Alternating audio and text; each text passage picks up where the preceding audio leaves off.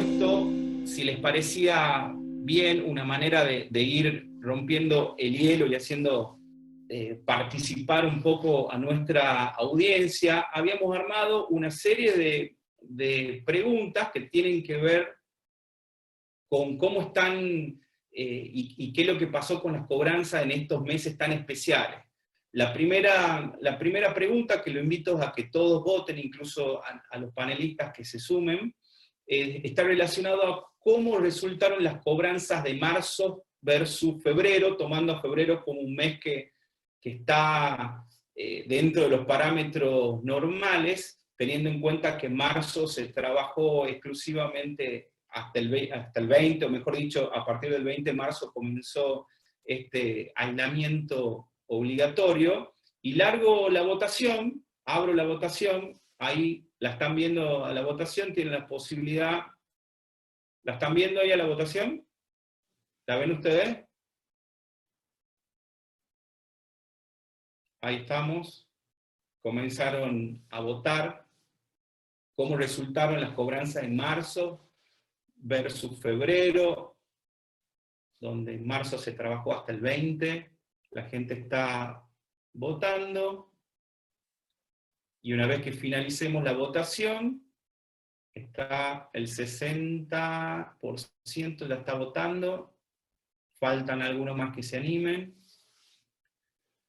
y les comparto al finalizar la votación, les comparto los resultados para que vayamos viendo el termómetro de la percepción que cada uno de nosotros tiene en esto, y lo que realmente está pasándole a la mayoría. Ahí llevamos el 80% de votantes, así que si no falta más para votar, cortamos la votación en 3, 2, 1, finalizamos la votación, compartimos los resultados. ¿Estamos viendo ahí los resultados? ¿Sí? ¿Ok?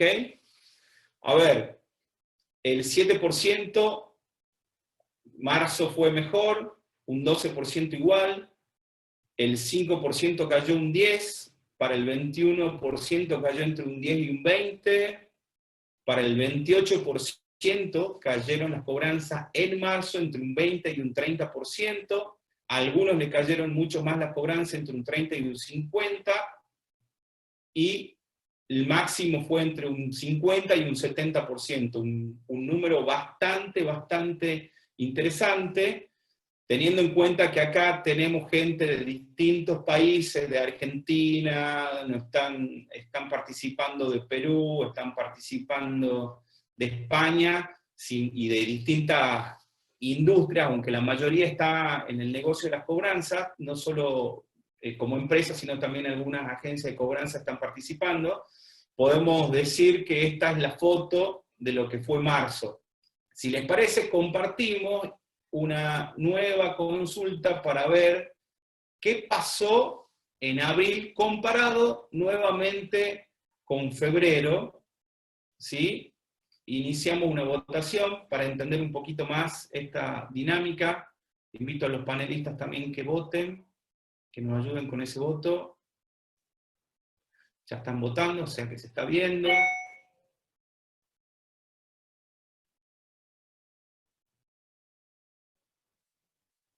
Muy importante que compartamos esta experiencia.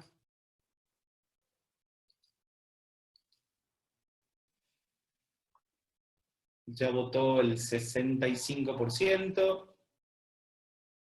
¿Qué pasó? Mejoró en abril, fue igual, cayó un 10, entre un 10 y un 20, un 20 un 30, un 30 50, un 50 y un 70, o hay algunas que no cobraron nada, más de un 70,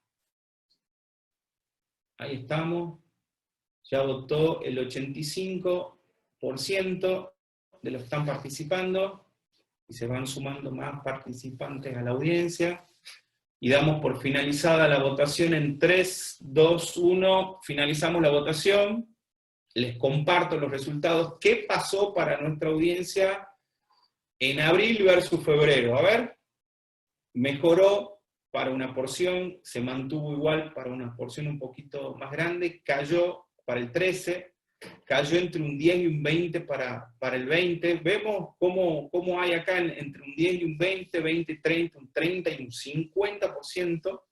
Hay algunos que sufrieron bastante más, que cayó entre un 50 y un 70, y hay otros que cayó la cobranza en abril hasta un 70%. Dejamos de compartir, vamos recabando esa información, y vamos a una de las últimas preguntas. ¿Cómo esperás que los resultados de cobranza, esto ya más habla de expectativa, ¿sí?, que tenemos para mayo? Iniciamos la votación. ¿Cómo esperás que resulten las cobranzas de mayo versus febrero? Vamos a ver, comienza la votación. Están los que piensan que pueden mejorar, las expectativas de que sigan iguales a febrero, o que siguen cayendo versus febrero un 10, entre un 10 y un 20, un 20 un 30, un 30 un 50.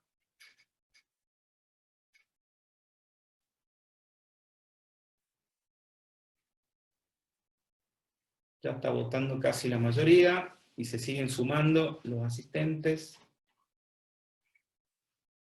Finalizamos la votación en 3, 2, 1.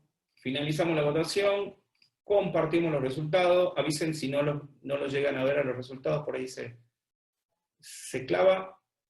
¿Cómo esperás que los resultados de las cobranzas de mayo versus febrero? Esperan una mejoría del 19%, que se mantengan iguales a febrero el 21%, es decir, que tenemos una expectativa bastante más optimista, pero también sigue esta expectativa y el riesgo de que esto siga cayendo. Dejamos de compartir y vamos a la última, que tiene que ver a una pregunta de saber, también una cuestión de expectativa, cómo va a impactar la pandemia en relación a la morosidad desde junio. Hemos puesto esperando que desde junio en adelante esto se normalice, o ponerlo como una época junio, a ver qué opinan, expectativas. Lanzamos la encuesta, lanzamos la votación. ¿Qué va a pasar con la morosidad? ¿Crece, decrece? ¿Cuánto esperamos que crezca? ¿Cuánto pensamos que esto se normalice?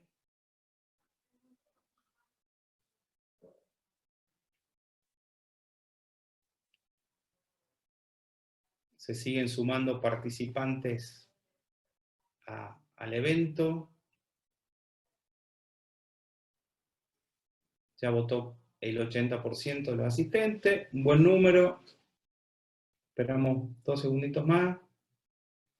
Nos están siguiendo desde Facebook también, desde OTG Eventos, la cuenta, la fanpage de Facebook. Votó un gran número, finalizamos, compartimos los resultados, espero que lo estén viendo, y ahí está nuestras expectativas de lo que estamos participando acá, que la verdad esperan que la morosidad crezca entre un 5 y un 10%, es la gran mayoría. Están los optimistas que esperan que un 6% esperan que disminuya, que se va a mantener estable, son los más también. Y después las expectativas están claras que esta situación va a seguir agudizándose. Al respecto, Alberto, Pablo, Marcelo, algo para compartir en base a esta expectativa antes que comencemos con las temáticas que teníamos organizadas. Vamos por Alberto. Ahí habilitamos el micrófono, Alberto.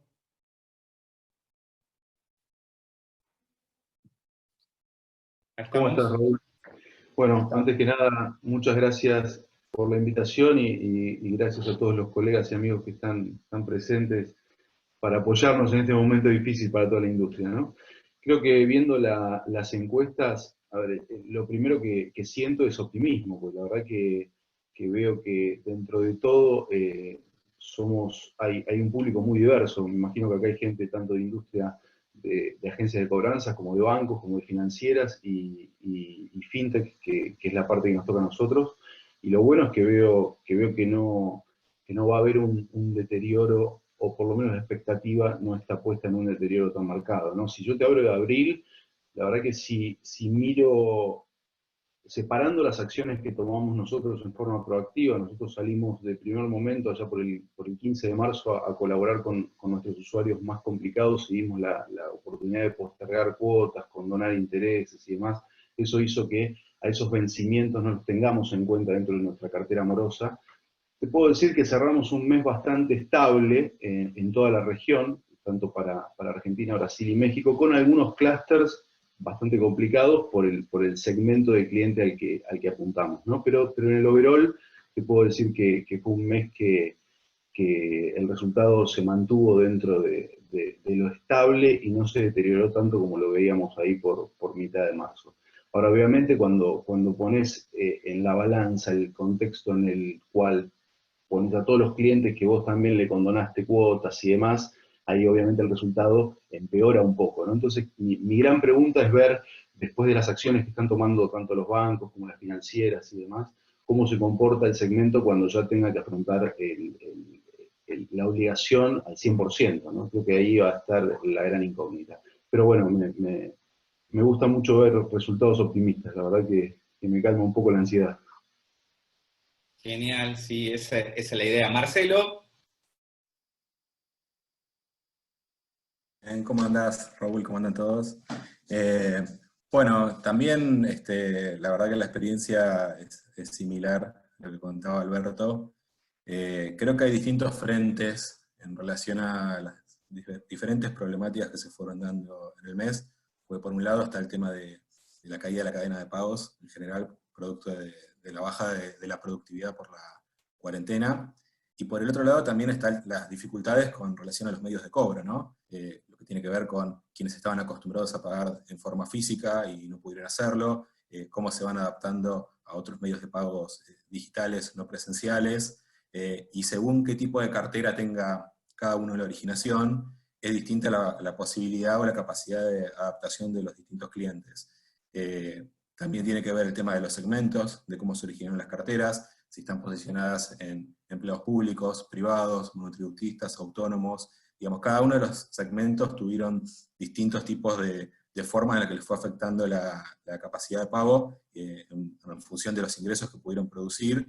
Entonces, creo que de ahí un poco debe partir la diferencia en las distintas experiencias que tuvo cada uno de los que fueron votando, ¿no? Para algunos, como en el caso de Moni, la realidad es que tuvimos un mes bastante estable, con una caída muy pequeña en comparación a la expectativa, que la realidad es que la expectativa de los últimos días de marzo era muy mala, pero bueno, de alguna manera, en función de los segmentos a los que apuntábamos y también a el tipo de usuario que ya parte de un ecosistema digital y que está acostumbrado a hacer pagos no presenciales, favorecieron a que podamos tener un mes mejor de lo esperado. Pero es claro que quien, por ejemplo, toma un préstamo en un retail y pactó su forma de pago presencial en sucursal, y las sucursales estaban cerradas, las agencias de cobranza extrabancarias en la primera etapa de la pandemia, de la cuarentena también, es lógico que hayan tenido que hacer un esfuerzo adicional para migrar métodos de pago y capacitar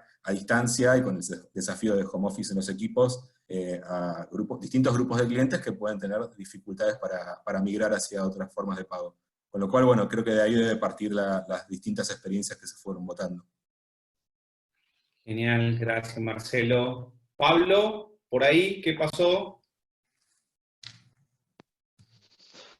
¿Cómo andas, Raúl? Gracias a Marcelo, Alberto y al resto de la audiencia por sumarse y gracias por la invitación.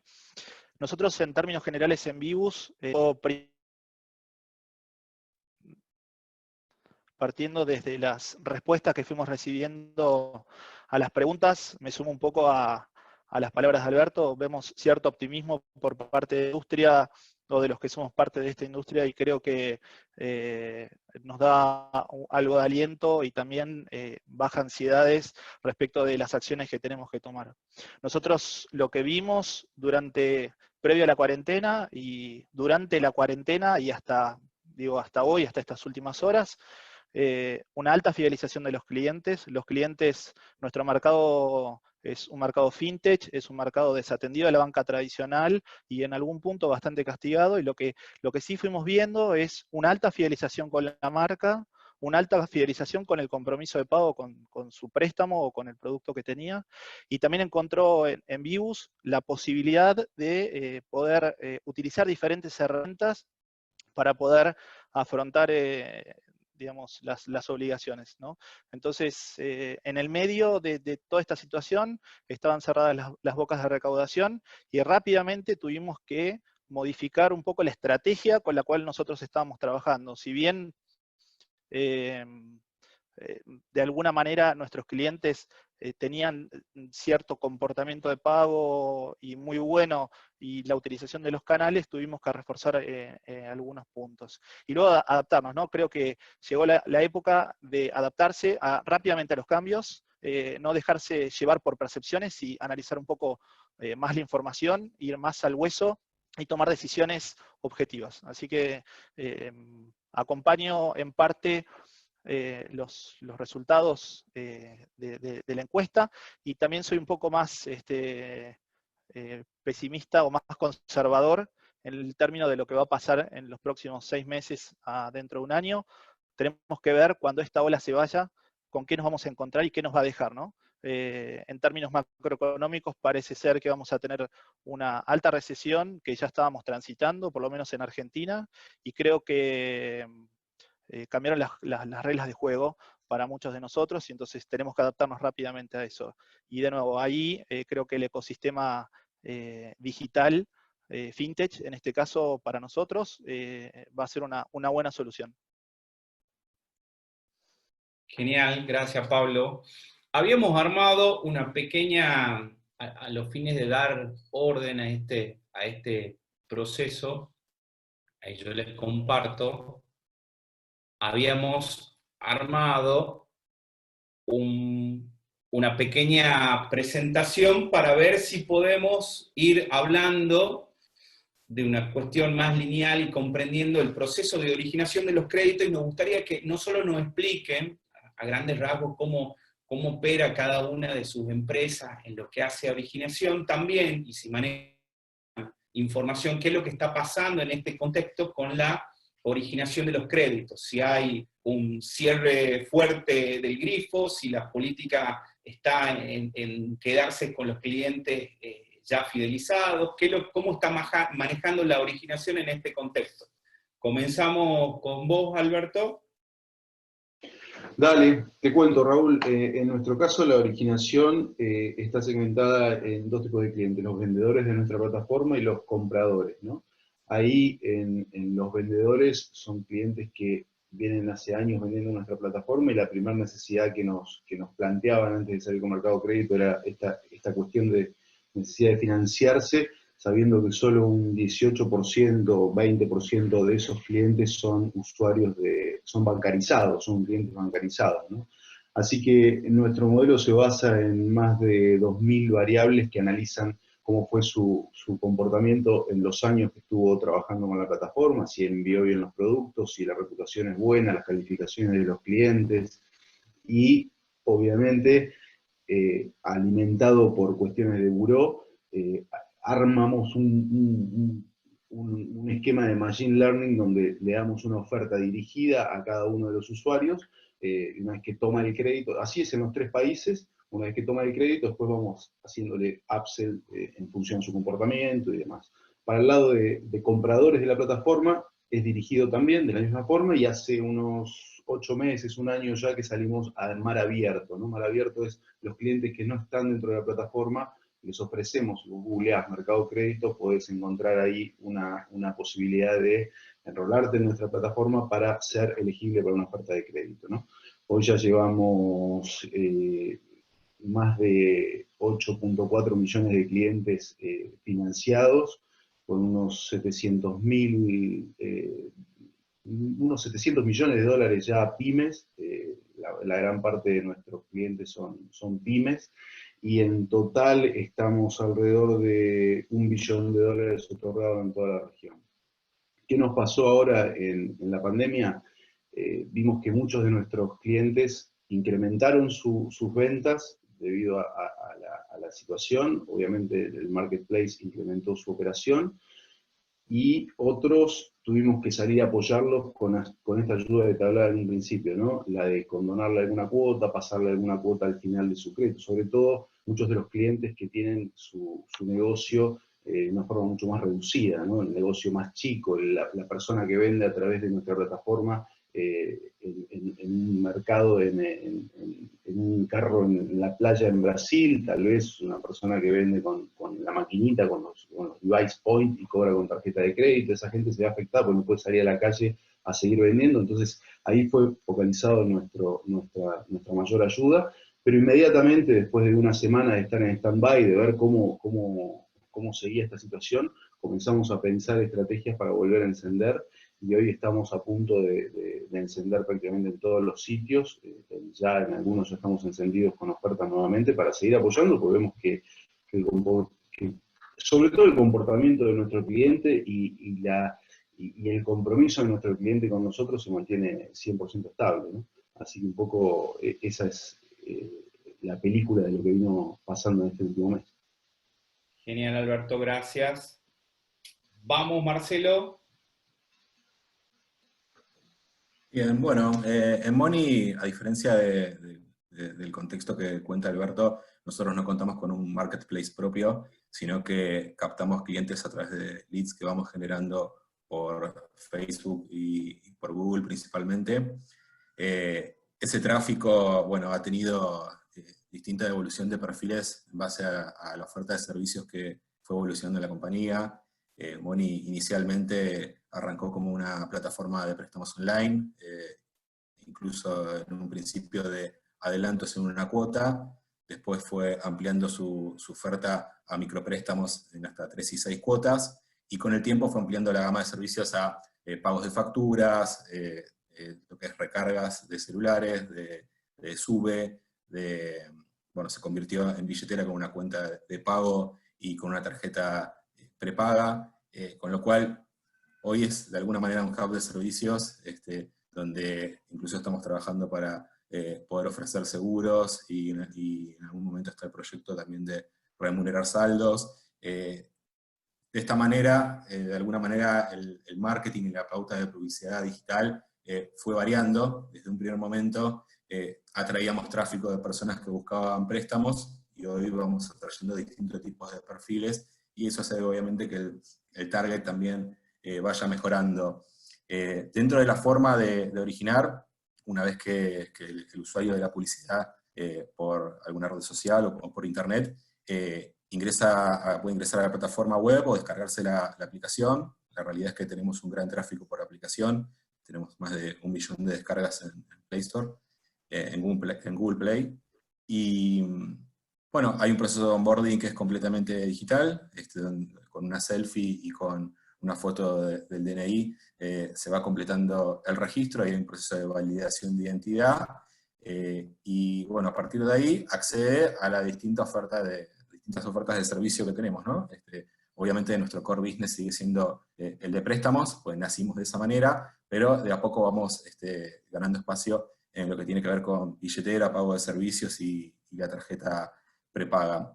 Y en cuanto a lo que es el tipo de oferta, también trabajamos con un modelo de scoring propio que utiliza Machine Learning, y que según el segmento hay una mayor participación de información pública y que usa la banca tradicional para tomar decisiones de créditos, y en la medida de que vamos accediendo a perfiles que son subbancarizados o que están en segmentos que no son tan estables, como pueden ser los monotributistas, los autónomos, o quien no tenga track record en Banco Central, ahí es donde van tomando participación las variables alternativas que también tenemos a partir de, bueno, todo lo que es el tráfico que hay en la propia aplicación, donde los usuarios autorizan a tomar información para poder mejorar sus condiciones de crédito.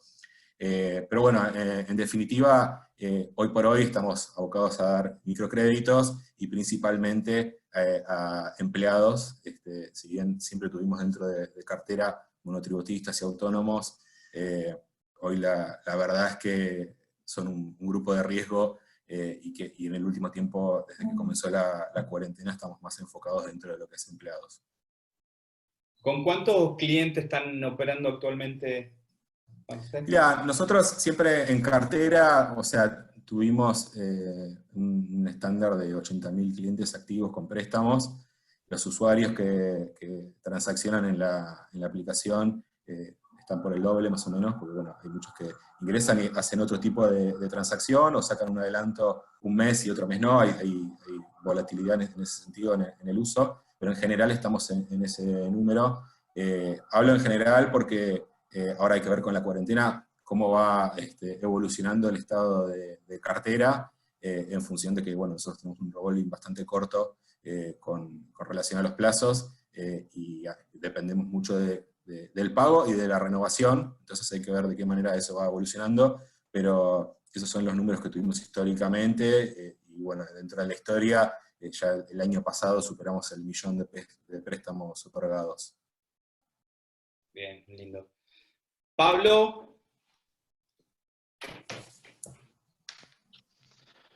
Bueno, la dinámica de Vivu for Finance tiene dos condimentos diferenciales. Creo que el más divertido es una empresa que nace en el 2008 en Letonia. Es una empresa de capitales europeos y que hoy está en más de 14 países en Asia, en Europa y en América. A través de diferentes tipos de lending o de desembolso de productos financieros. El más representativo para nosotros, que este es el producto diferencial, son los préstamos de corta duración, son préstamos a 30 días. Así que, de alguna manera, hilando esta información con la pandemia por la que estamos atravesando, sí tuvimos información de primera mano de lo que estaba pasando en Europa y cómo los mercados fueron reaccionando a este tipo de dinámicas, ¿no? Y cómo los entes reguladores, los diferentes gobiernos fueron trabajando en este sentido. Entonces, bastante interesante ver cómo nos fuimos rápidamente adaptando a las políticas de originación principalmente y de atención a los clientes. En este sentido, trabajamos fuertemente en la gestión de danza y de anticipación de los clientes, de anticiparnos a dar ofertas diferenciales. Tenemos un loyalty program a través del cual premiamos a nuestros clientes, el cual más del 90% vuelve a tomar un préstamo con nosotros. Entonces es bastante, digamos, interesante el modelo de negocio que tenemos armado y de qué manera fuimos trabajando. En términos de acciones que fuimos generando en las últimas semanas, trabajamos en revisar nuestras políticas de originación y los cortes digamos, de score con los que venimos trabajando, ¿no? Así que bastante interesante desde ese lado. Somos bastante fuertes en la parte de data science y trabajamos con modelos combinados de originación. Tenemos modelos propios y modelos tercerizados, es decir, que utilizamos información no solo de la industria, sino de la misma información que vamos generando. En términos de originación, los canales que utilizamos son 100% digitales, el onboarding es digital, no tenemos digamos, procesamiento de información manual, trabajamos con afiliados también, y básicamente se desembolsa el préstamo en CBU, que son las cuentas bancarias de los clientes, y también estamos desembolsando para los clientes offline en CB Corta U. Así que básicamente ese es un poco digamos, el producto y la política de originación que tenemos. Hoy tenemos colocados más de 450.000 préstamos y hemos desembolsado más de 1.000 millones de pesos. Muy buen número. Bueno, a ver, volvemos con vos, Alberto. Hablamos un poquito, comentanos un poquito sobre segmentación, cómo segmentan la cartera, si querés hablar siempre hablando desde el punto de vista de las cobranzas. Desde cobranzas nos guiamos mucho. Imagínate que nosotros tenemos más de 2.000 variables con las cuales analizamos la originación, como te comenté hace un rato, así que esas mismas variables las utilizamos para nutrir nuestro score de cobranzas, ¿no? Y ahí segmentamos en distintos clústeres la prioridad del cliente que vamos a gestionar. Después, paralelamente a eso tenemos información analítica que en cuanto a la experiencia que vamos acumulando de acciones pasadas, vamos mejorando los canales de contacto, el tipo de estímulo que generarle a cada usuario para optimizar nuestra gestión y tampoco que el usuario reciba N cantidad de estímulos, sabiendo que si es un cliente que se conecta por WhatsApp y que elige ir por WhatsApp, no generarle un mail, no generarle un SMS, no generarle otro tipo de canales a los cuales el cliente no está acostumbrado a no bombardearlo, ¿no? Pero básicamente utilizamos esas mismas variables. La segmentación es, no hace falta, yo siempre digo lo mismo, no hace falta tener 2.000 variables para armar un score de cobranza, ¿no? Creo que cualquiera tiene la información disponible, esto lo comentaba la vez pasada en uno de los congresos que me habías invitado vos, Raúl, de su compañía. Creo que ya teniendo un documento encontrás y sabés qué edad promedio tiene esa persona, y si tenés el domicilio, sabés en qué región está, y sabés si esa región está afectada o no. Es ponerle un poco de creatividad y armar uno mismo la segmentación para darle después prioridad y no agotar los recursos que tenés disponibles, que siempre son limitados, ¿no? Ok. Y teniendo en cuenta que apuntas a dos segmentos bastante diferentes, el pyme o ese vendedor que está como vendedor en Mercado Libre, y el comprador, ¿haces alguna diferencia en eso? ¿Lo tratás de la misma manera o por comportamiento de pago lo segmentas para empezar a trabajarlo?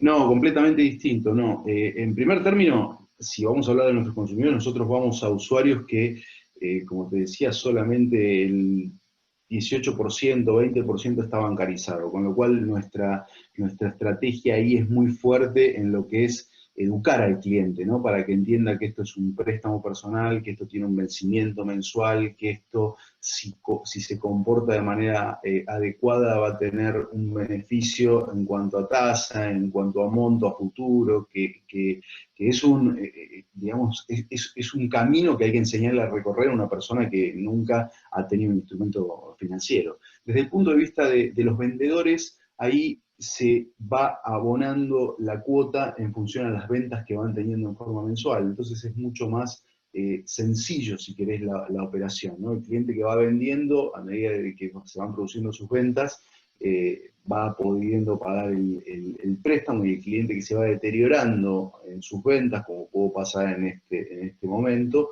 vamos a acompañarlo desde todos lados, desde la plataforma, para apalancarlo en cuál es el problema comercial que está teniendo, si podemos ayudarlo a optimizar su venta, si tuvo algún problema que está ajeno a él, como puede ser, no sé, envíos, lo que puede ser, para ir ayudando a la cobranza. Pero son dos estrategias completamente distintas, la del consumer, que es el comprador de nuestra plataforma, al vendedor. Por eso yo siempre te arranco contándote la del comprador, que es mucho más parecida al resto de mis pares, ¿no?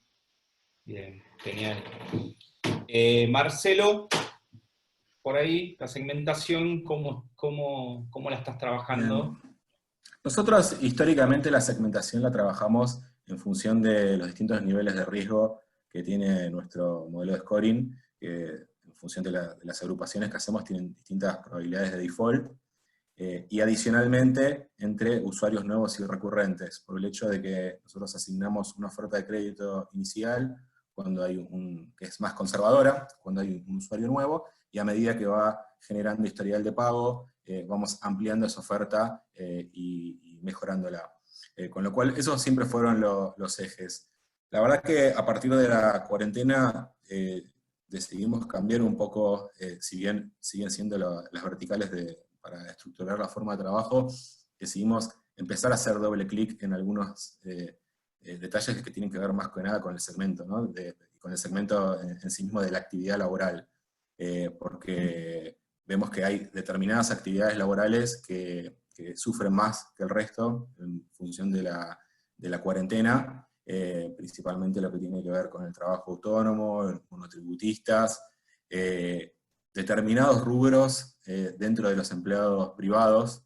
Sabemos que hay algunos rubros como hotelería, gastronomía, personal eventual, construcción, automotriz, que están teniendo dificultades mayores que el resto, así como también hay otros que tienen la suerte de tener una mayor estabilidad, como los que trabajan en industrias como supermercados, farmacias, donde se está volcando el consumo. Entonces, y por otro lado, lo que es el empleo público, que tiene una mayor estabilidad histórica, con lo cual, a partir de esta situación especial, fue momento de empezar a abrir aún más las segmentaciones y empezar a trabajar en detalle, dejar de alguna manera los tableros que acostumbrábamos a ver con la cartera segmentada a nivel más macro, y empezar a ver en detalle determinados grupos sensibles. Genial. Pablo, segmentación. Nosotros en términos de segmentación, digamos, nos apalancamos en dos variables. Por un lado, el BI, diferentes sistemas de dashboard y información que tenemos que nos es provista por parte del negocio de manera local y después a nivel corporativo. Entonces, ese es el primer input que tenemos, cómo va performando la cartera, y casi lo tenemos online, y creo que ese es el diferencial de For Finance. Y el segundo es las estrategias que aplicamos y el CRM que aplicamos. Utilizamos variables internas, variables de originación, y luego nos basamos mucho en la performance del cliente. Cuántos préstamos tomó, cuál fue su comportamiento de pago, de qué manera lo estamos contactando, y en función a eso vamos trabajando las diferentes estrategias de cobranzas. En el último tiempo nos dimos cuenta que solo con cobranzas no alcanza, ¿no? Con la gestión de cobranzas puro, y comenzamos a involucrar más al área de riesgos, para que también tener el input de ellos, de entender qué clientes se está originando, de qué manera, qué otras variables nos estamos perdiendo, y un poco tener también el input riesgos del lado de cobranzas, de cómo está performando el portafolio que se está originando. Luego, digamos, en canales o en maneras de trabajar, creo que una de las características que tiene For Finance y Vivus en Argentina puntualmente, es ir probando y testeando a través de Champion Challenge y proveedores del mercado, y desarrollos internos también, las mejores herramientas para poder trabajar. Hemos trabajado con chatbot, con SMS, emails, desarrollamos plataformas internas de envíos masivos de WhatsApp, en los cuales podemos llegar a los clientes, y dejamos comunicaciones uno a uno prácticamente, ¿no? Y en términos de qué fuimos haciendo durante el COVID, tuvimos que trabajar rápidamente en readaptar toda nuestra estrategia. Estábamos acostumbrados a una dinámica de: ya conozco mi portafolio, conozco a mi cliente, conozco a mi cobranza, conozco el periodo del mes y sé lo que va a pasar. Esto nos cambió totalmente la manera de pensar la gestión y de pensar las estrategias, y ahí tuvimos que trabajar en el dinamismo y en adaptarnos y en entender nuevamente de qué manera trabajar. Así que hemos trabajado en ese sentido con diferentes esquemas de planes de pago y de quitas para los clientes, haciendo ofrecimientos puntuales. Nuestros agentes de cobranza se convirtieron en comunicadores para poder explicarle al cliente cómo tiene que realizar un pago, qué situación tiene cómo tiene que afrontar la situación de pago, y luego también el soporte que estamos dándole desde la compañía, ¿no? De las áreas soportes, por ejemplo, marketing, realizando targeting y comunicaciones puntuales a clientes puntuales en situaciones puntuales, ¿no? Acá en Argentina lo que sucedió es que se cerraron las bocas de cobro, Pago Fácil y Rapipago, que son las más importantes del mercado, y se abrió paulatinamente con el dígito de DNI. Bueno, este es un ejemplo. Salimos a identificar ese dígito y mandamos comunicaciones puntuales a esos clientes para que sepan qué día tenían que ir, cuánto tenían que pagar y cuál era el store más cercano para abonar. Así que fuimos trabajando en eso, y la verdad que estamos teniendo buenos resultados en ese sentido. Genial. Alberto, hablando ya un poquito de estrategia, seguramente el mensaje en este contexto no sigue siendo el mismo de cara a los clientes. ¿Cómo lo encararon? ¿Qué es lo que están haciendo de diferente? ¿Qué venían haciendo? ¿Nos contás un poquito?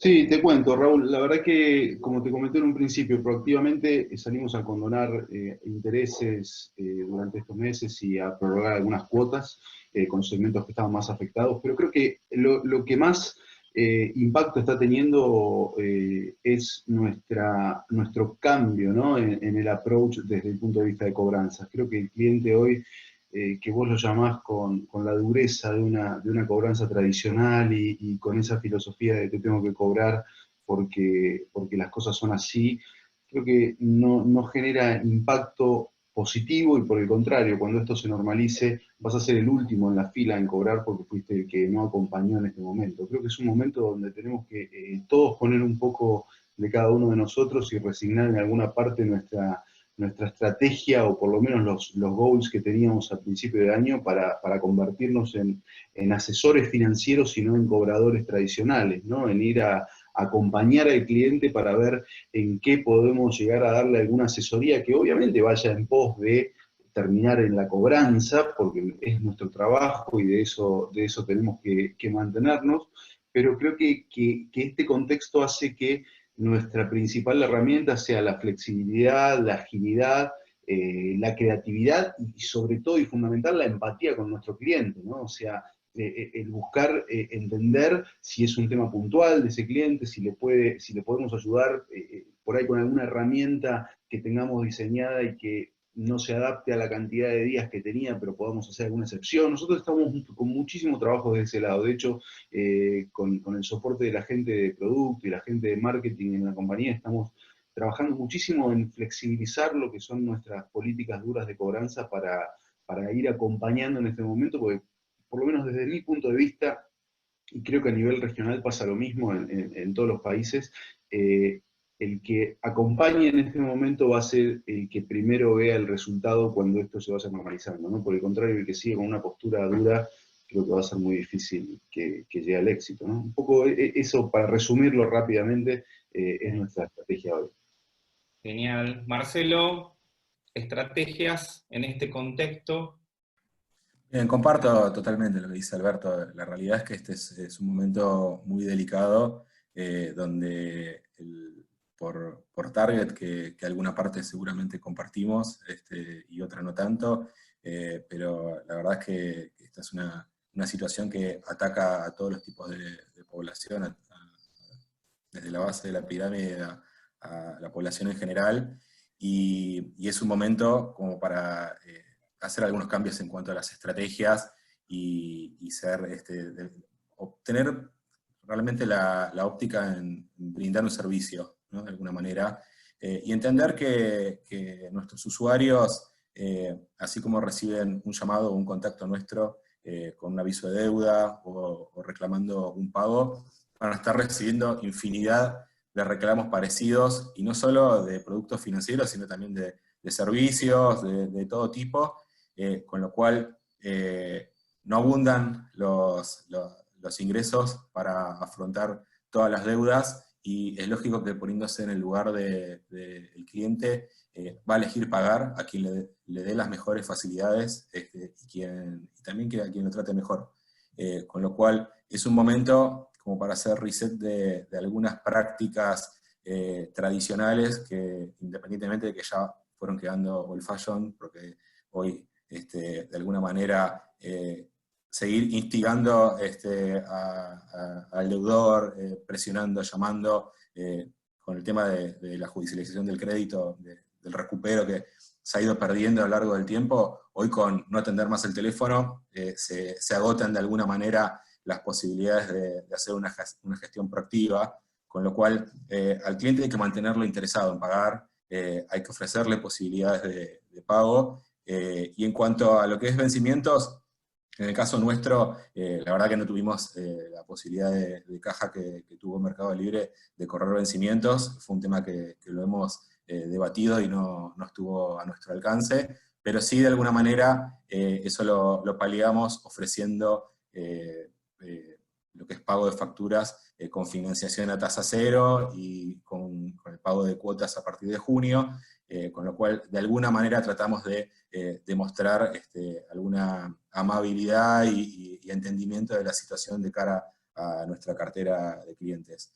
pero sí comparto totalmente que es un momento en el que lo primero que hay que hacer es reconocer la diferencia entre la mora generada por la crisis sistemática que se puede venir de la cuarentena y lo que es la voluntad de pago real. Separar a los buenos clientes, a los que históricamente fueron cumpliendo y a partir de este evento en particular están empezando a tener atrasos, separar eso de los que ya tenían algún atraso histórico y que es parte de la morosidad más regular, por decir de alguna manera, y a esos cuidarlos, y de alguna manera brindar la posibilidad de refinanciar, de dar alguna facilidad, porque también, independientemente de los activos que tenemos responsabilidad de salir a recuperar, también tenemos que cuidar el nivel de cantidad de clientes, que es muy difícil conseguir los clientes y convertirlos, y de alguna manera hay que transitar esta tormenta para que cuando esto termine y en algún momento haya una reactivación, poder tener una buena base de clientes para volver a trabajar con normalidad.